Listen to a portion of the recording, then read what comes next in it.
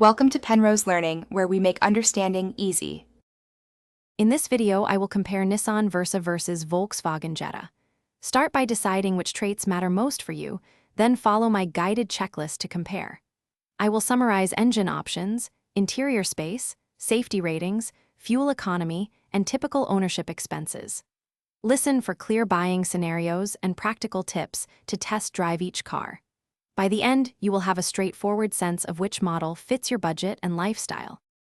Let's dig into performance and economy in plain terms so you can compare driving feel and costs.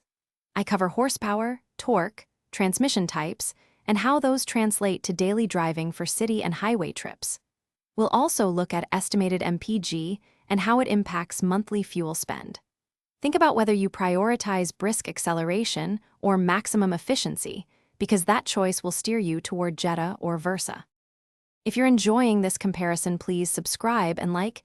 It really helps the channel. Quick recommendation: try these leak-proof containers for easy meal prep and tidy lunches after test drives. They save time and avoid spills. I mention them because they're handy for busy car owners who pack snacks or lunches before long trips. Check the description for the product link and other deals. Now let's get back to the video.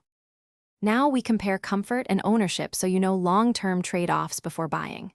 I describe seating space, cargo room, material quality, and standard infotainment features that affect daily comfort. Then I cover typical maintenance costs, warranty coverage, and expected resale value to estimate total cost of ownership.